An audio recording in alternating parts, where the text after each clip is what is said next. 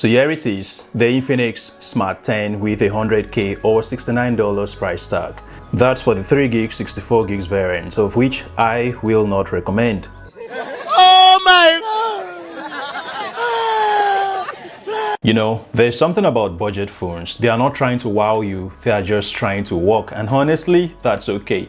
But I think at this point it's safe to say that the Redmi A5 is the best budget smartphone in terms of performance to price ratio. And of course, you can add the itel CT100 to that list. Now, these two devices, I've reviewed them separately on this channel, so be sure to watch that. So that's it, guys. That's the end of the review. I'll talk to you in the next one. No! God, please, no! No! No! A few moments later. God, that was so tasty. Okay, all right. Let's talk more about the Infinix Smart 10.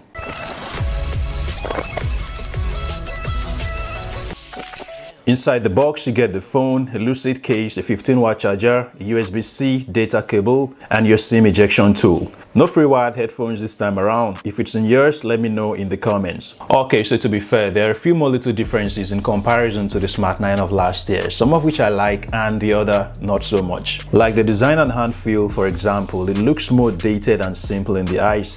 You can call it 70% of iPhone 16 concept according to one of my subscribers.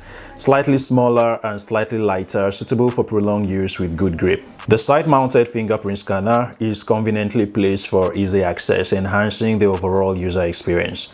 And then there is a second speaker grill up here, and underneath the primary speaker grill, your USB-C port, a microphone, and your 3.5 headphone jack. And then on the other side, you have your SIM tray for expandable storage of up to 2 TB. Now, both the frame and the rear are made of plastics, contributing to that lightweight feel I talked about. Flipping over to the front, you'll notice we still get a punch hole notch that's always a welcome addition for budget phones. However, the bezel still looks pretty thick and ugly. Now, the display of the Smart 10 for the most part still stayed the same. The only difference is that it is now slightly small screen size, and that's okay. Aside from that, nothing has really changed. The same average display quality, same okayish 120Hz refresh rate, and passable resolution. It is just the basic display. For its processor, we get the Unisoc T7250, which of course a rebrand of T615 and not so different from the Helio G81 that powers last year's Smart 9. So there seems to be no real upgrade in terms of performance. However, the Unisoc chip on here isn't a bad processor for this phone's price. It's actually okay, as long as you don't expect too much from it. But to be on the good side, the 4GB 128GB variant will make a better difference in performance. Now, still on performance, it runs on Android 15 Go edition, and the UI is clean and lightweight with minimal bloatware.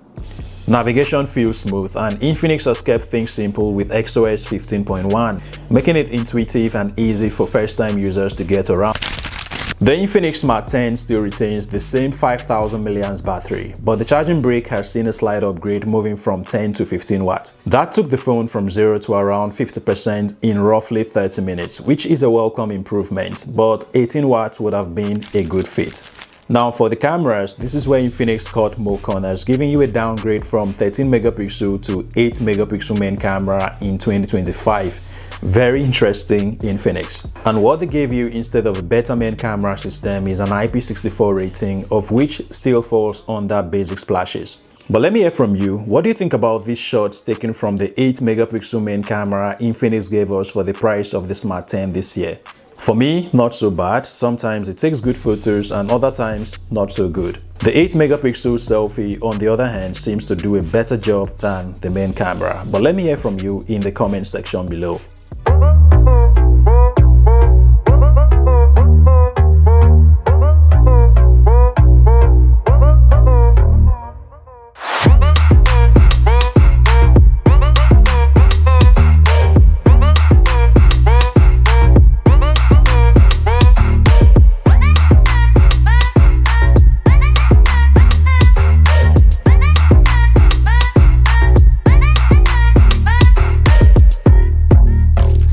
Infinix did also include 3 of its AI features: Folax Voice Assistant, Document Assistant, which helps automatically analyze and extract key information from documents and then generate summaries out of it, I tried it on one of the pictures I took in the phone store. It accurately extracted infos from the picture and describing every details like it owned the place, which was impressive.